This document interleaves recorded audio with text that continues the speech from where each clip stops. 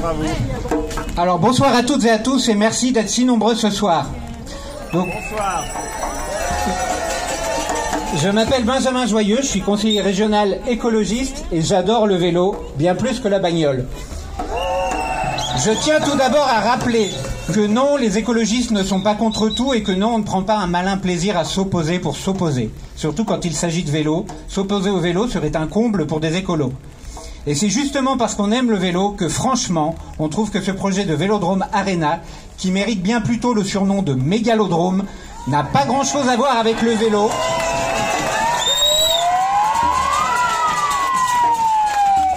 Je disais que ça n'a pas grand-chose à voir avec le vélo et tout à voir avec l'hubris. Oui, vous savez, chez les Grecs anciens, l'hubris constituait tout ce qui, dans la conduite de l'homme, était considéré par les dieux comme de la démesure, de l'orgueil et devant appeler leur vengeance. Depuis son apparition, sorti du chapeau par le président du département Martial Sadier, ce projet de mégalodrome n'a eu de cesse de cristalliser contre lui les critiques, y compris au sein même du camp politique de M. Sadier, malgré les pressions de ce dernier. Il est vrai qu'on a beau chercher, on ne voit toujours pas de justification valable à un tel chantier.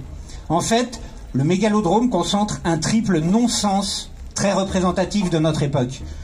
Un non-sens écologique tout d'abord. À l'heure de l'anthropocène et de l'urgence climatique absolue, le temps des grands projets n'est plus. Presque personne aujourd'hui, à part quelques fous et tristes cires autour de Pascal Praud sur Télé Bolloré, n'ose nier que la météo s'emballe et que l'avenir de l'humanité apparaît incertain. Il faut savoir qu'un enfant qui naît aujourd'hui n'a pas la garantie d'être sur une planète vivable une fois l'âge adulte. Ce sont les limites planétaires définies par les scientifiques depuis 2009, les grands équilibres terrestres qui conditionnent notre vie sur Terre, qui sont une à une franchies sans que nous n'agissions à la hauteur du péril qui nous menace. Face à ce constat implacable, il y a celles et ceux qui désespèrent d'arriver enfin à secouer notre conscience collective, comme une partie de la jeunesse qui en vient à jeter de la soupe sur des chefs-d'œuvre culturels de l'humanité, la Joconde récemment.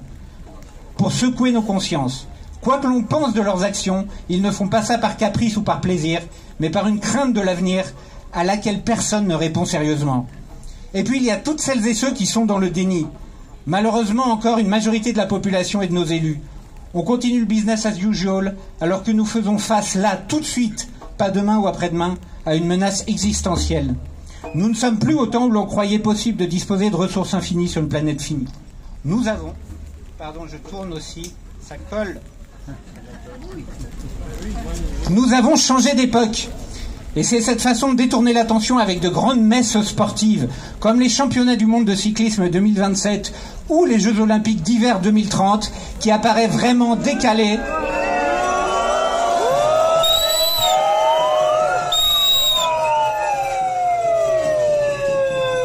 Tout cela apparaît vraiment décalé, pour ne pas dire irresponsable, à l'heure où nous devrions décréter la mobilisation générale pour sauver le climat et la biodiversité, comme nous enjoignent de le faire les scientifiques. Cela fait vraiment penser au panem et circenses du pain et des jeux de l'Empire romain déclinant face à son effondrement final. Un non-sens économique et social ensuite. Force est de constater qu'une telle infrastructure a vu depuis le départ sa facture augmenter de façon exponentielle. Il y a le coût démesuré de la construction, mais ensuite le coût de fonctionnement, qui la retombera sur les épaules des habitants de La Roche-sur-Foron et de tous les habitants de Haute-Savoie. Ceux qui viendront derrière nous se démerderont, a notamment déclaré le président du département en janvier dernier.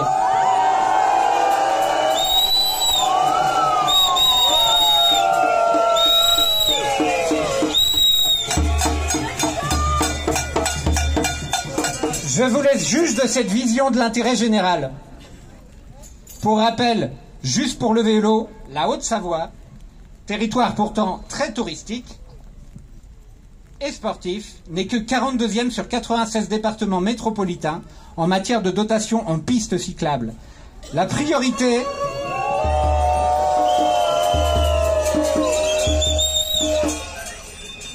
La priorité, je disais, c'est donc plutôt l'investissement dans des équipements cyclistes pérennes pour l'ensemble des habitants, non dans de grosses infrastructures sans lendemain.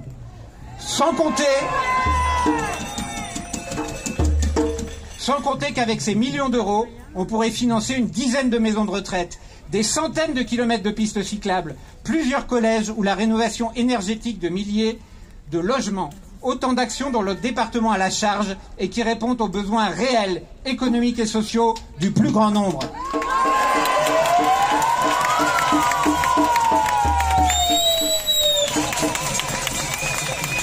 Oui, nous vivons dans un département riche, mais dans un département dans lequel les inégalités sociales sont abyssales et où se loger relève du parcours du combattant. Voilà les priorités qui devraient obséder nos représentants.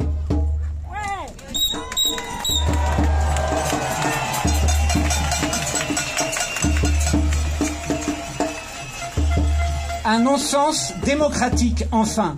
Force est de constater que ce projet n'a jamais été réclamé par aucun club sportif du territoire, n'a jamais été proposé lors de la campagne départementale et n'a jamais été sérieusement discuté ni partagé, tant avec les élus locaux que la population.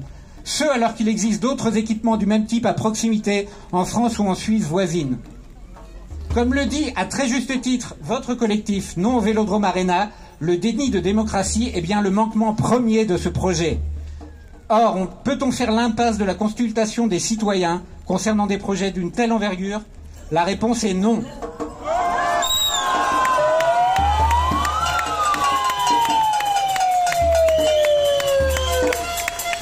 Alors, plutôt que de se contenter de l'argent en provenance de Genève, nous ferions mieux de s'inspirer des outils démocratiques suisses, dont les votations citoyennes.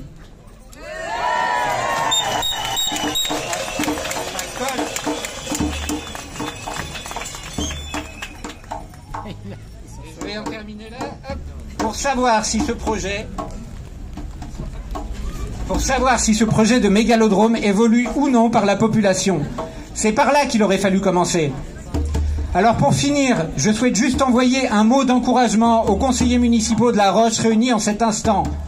S'il vous plaît, levez le nez du guidon et soyez courageux. Pensez à vos enfants.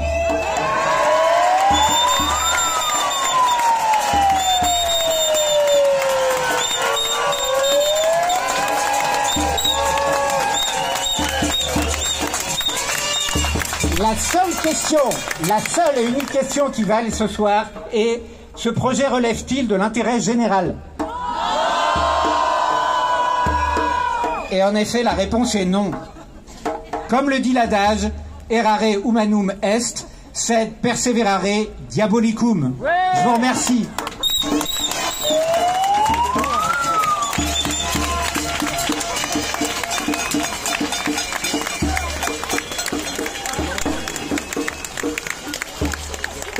Merci beaucoup à Monsieur Benjamin Joyeux pour son intervention et son éclairage.